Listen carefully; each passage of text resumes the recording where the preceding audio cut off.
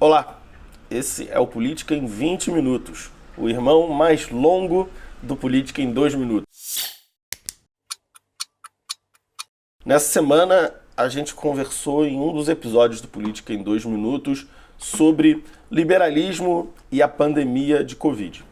Você deve ter acompanhado, você deve ter ouvido em algum lugar que o liberalismo agora acabou, certo? O liberalismo acabou porque quando a pandemia da Covid chegou, todo mundo precisou que o SUS funcionasse bem. Todo mundo precisou da ajuda do Estado, todo mundo precisou que o governo fizesse alguma coisa. Eu discordo. Eu não acho que o liberalismo acabou, porque o liberalismo nunca foi defender a total abstinência do governo de fazer qualquer coisa pela sociedade. Pelo contrário, o centro das ideias liberais aplicadas à política, e vale dizer que aqui a gente está discutindo políticas públicas, né? A gente não está discutindo a filosofia, a gente não está discutindo o mundo das ideias, a gente não tá no debate acadêmico, a gente não está no debate das ideias filosóficas, a gente está discutindo a aplicação de um conjunto de ideias, de uma certa filosofia, a políticas públicas, a atos de fato dos governos. Então, os liberais que estão na política jamais defenderam que o governo deveria se abster de ter qualquer responsabilidade perante a sociedade. E diria até pelo contrário. As ideias liberais na prática, no exercício da política, no debate público, resumido a políticas públicas, foi sempre de que o governo precisava ter a casa em ordem, precisava manter a casa em ordem e atuar com certa eficiência onde ele é de fato necessário. A gente tem recursos escassos, talvez seja essa a primeira lição da economia, e para muita gente é de fato a primeira lição da economia. Recursos são escassos.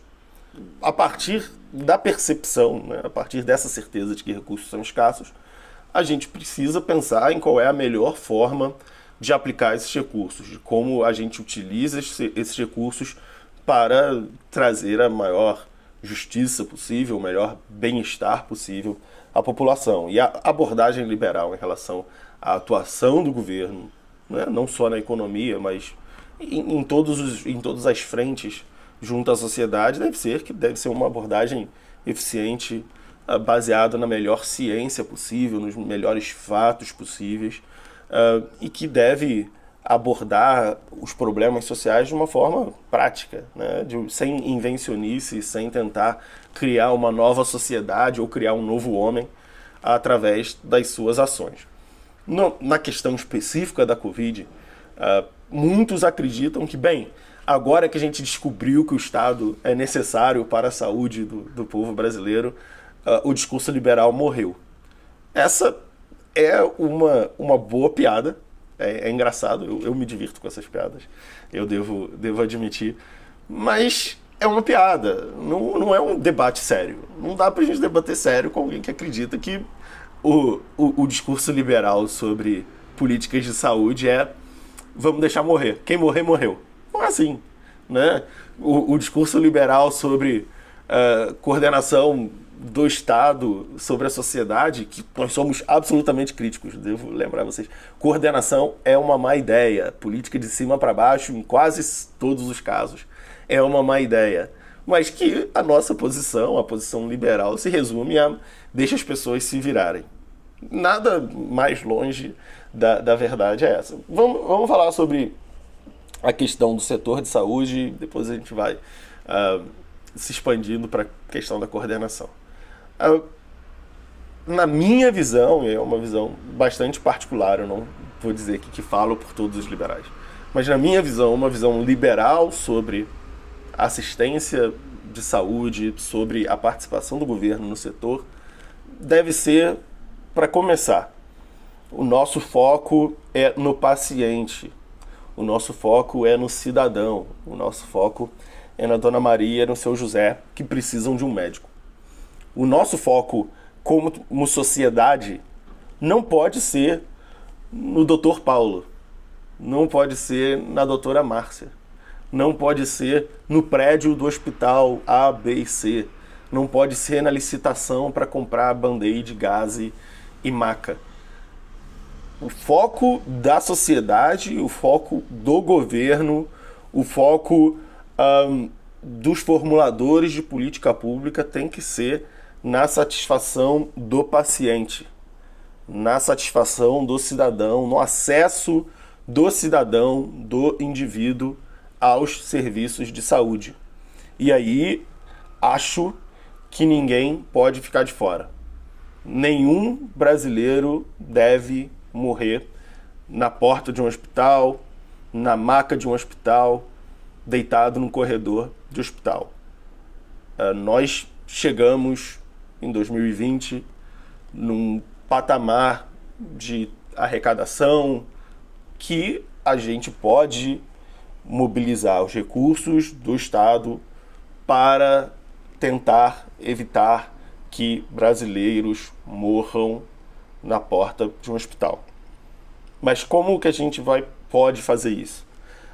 A gente pode fazer isso priorizando a demanda, priorizando quem precisa de um médico e priorizando menos a administração de hospitais inteiros, a administração da folha de pagamento de médicos, enfermeiros, assistentes.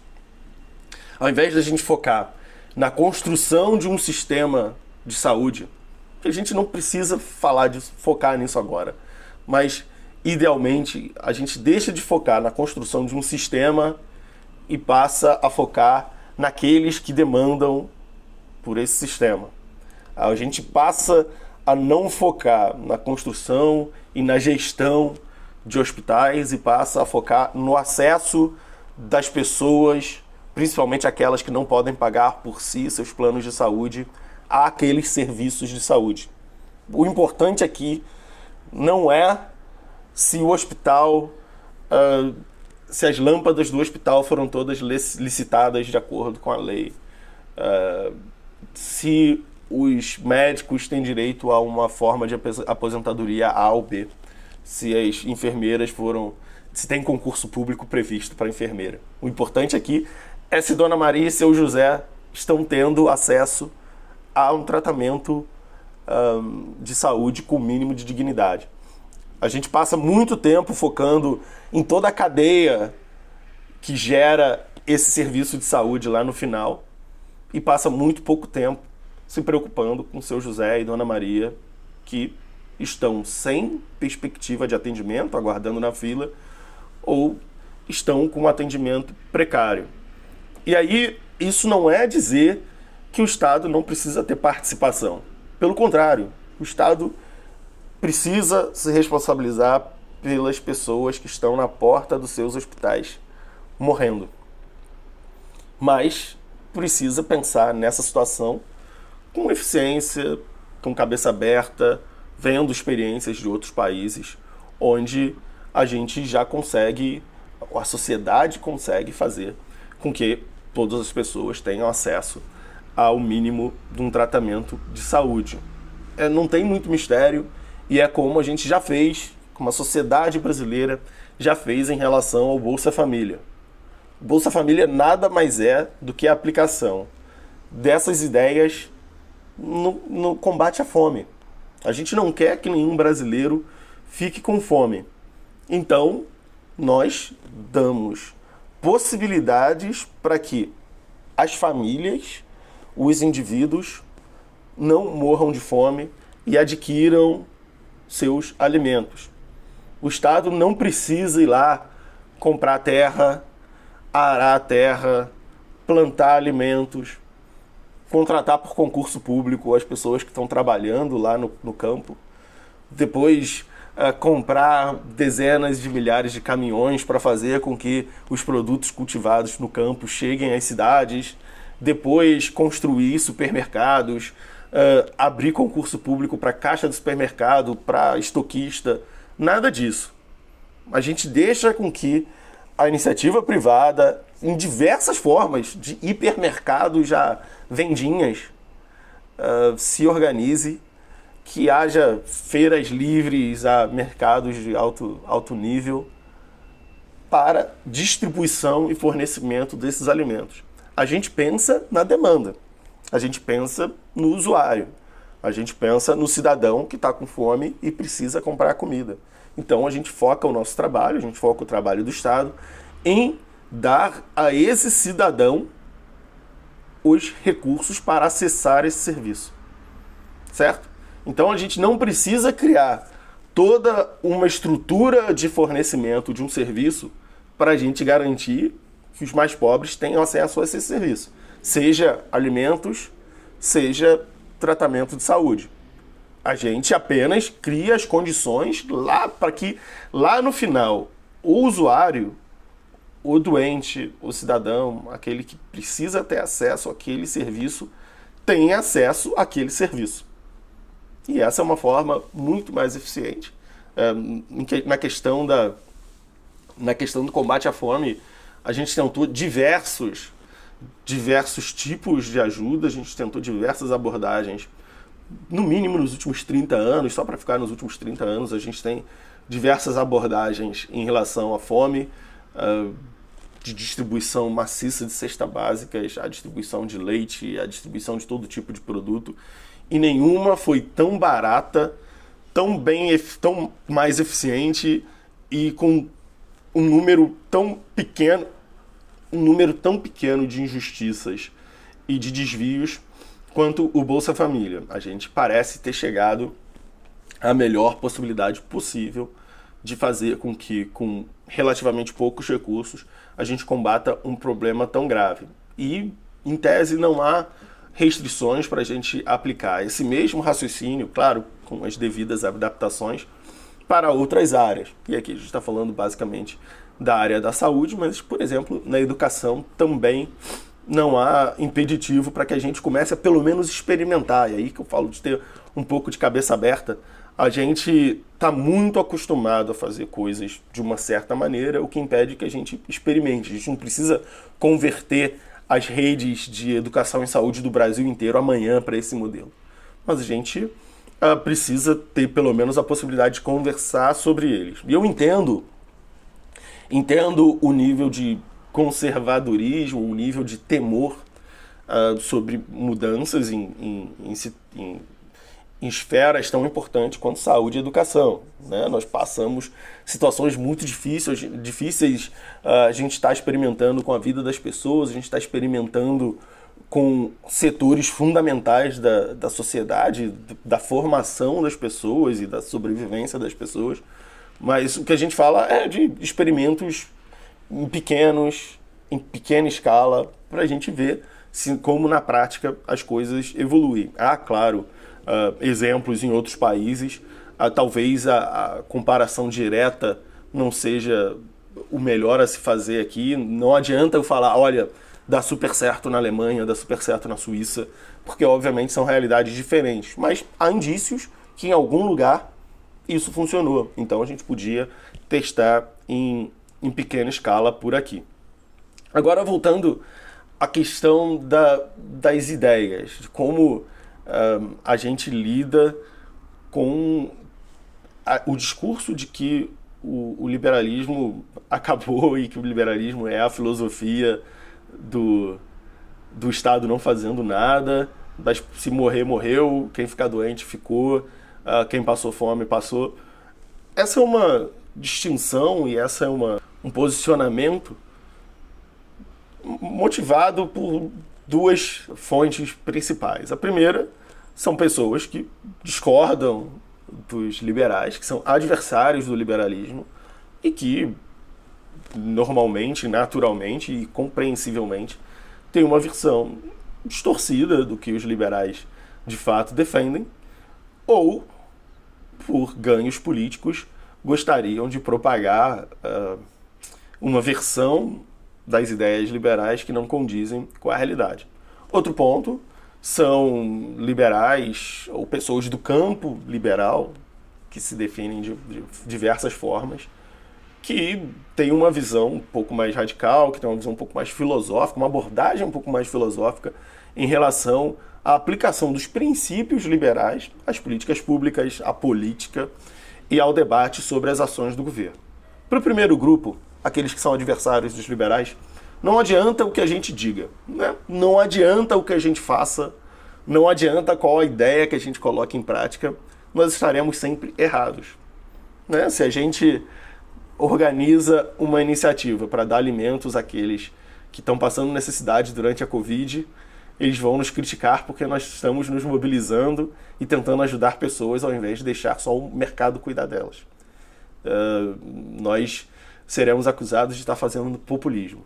Se a gente não fizer nada, claro, a gente será acusado de indiferença em relação ao sofrimento das pessoas. A gente nunca vai estar certo para aqueles que são nossos adversários decididos e jamais serão convencidos pelos nossos atos ou falas. Por outro lado, aqueles que estão no espectro liberal, mas são um pouco mais radicais, têm uma abordagem um pouco mais filosófica em relação à atuação do liberalismo, é uma forma diferente de atuar.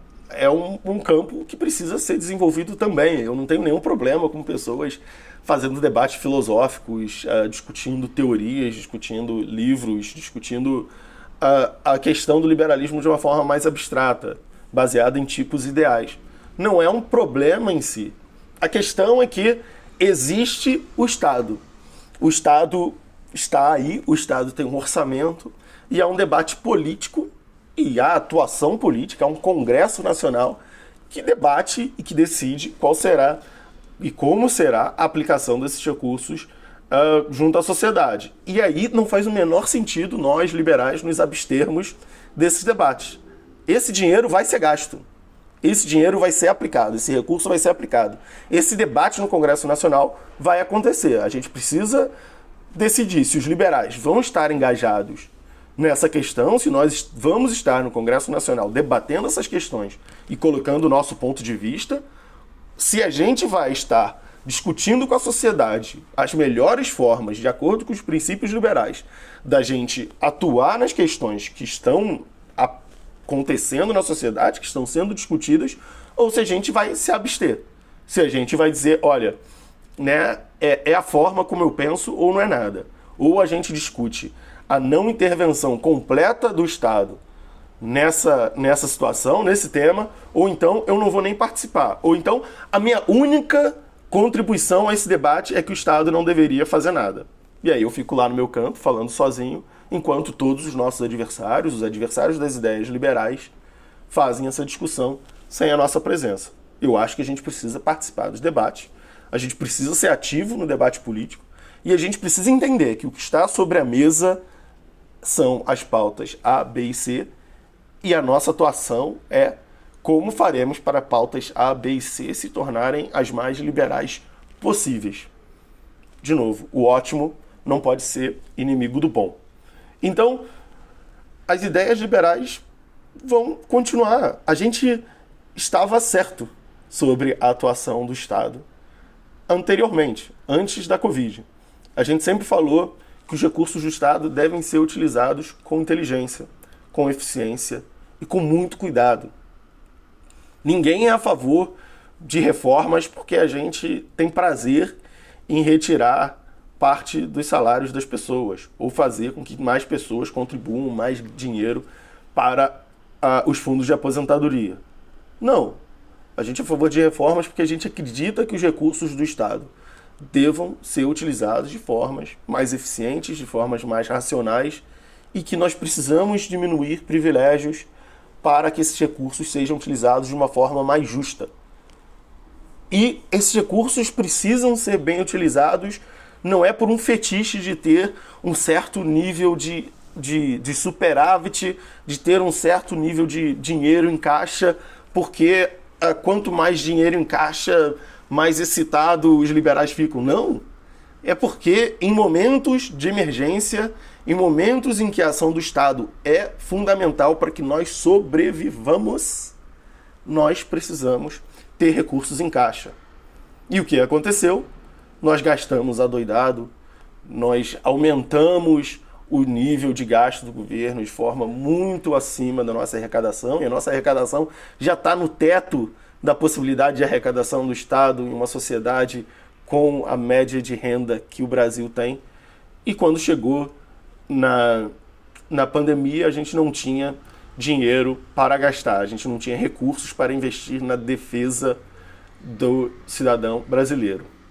E por último, coordenação. Coordenação é um termo que os liberais não gostam. A gente não gosta de política de cima para baixo, de imposição de ideias de cima para baixo. A gente gosta de que ideias emerjam de baixo para cima. Top-down é ruim, é contra os liberais. Deem uma olhada no que escreveu Hayek sobre coordenação, deem uma olhada no que escreveu Mises sobre o cálculo nas sociedades socialistas. A gente não gosta de coordenação top-down. Porém, uma pandemia é uma oportunidade da gente ter coordenação do lado bom, do governo passar instruções claras, decididamente baseadas na melhor ciência possível para orientar o cidadão. O governo não precisa mandar nas pessoas. Numa epidemia é necessário que ele oriente a população. E o que a gente viu nessa pandemia foi um total descalabro, o presidente incapaz de coordenar a população, e ao invés de cuidar do governo, ao invés de cuidar dos cidadãos que estão abaixo do seu guarda-chuva de responsabilidades, ficou fazendo briga política. Não é hora de fazer briga política, isso se estende do presidente aos prefeitos. É hora de coordenação, é hora de pacificação, é hora de dar instruções claras, é hora de dar informações claras, é hora de ter uma conversa séria e realista com aqueles que dependem de informações para conduzir suas vidas. Então não, o liberalismo não vai acabar, o liberalismo tem muito a contribuir, não só nesses tempos de Covid, mas para o mundo que virá pós-pandemia, e é necessário que a gente esteja mobilizado para fazer com que esse mundo pós-Covid seja tão liberal quanto possível.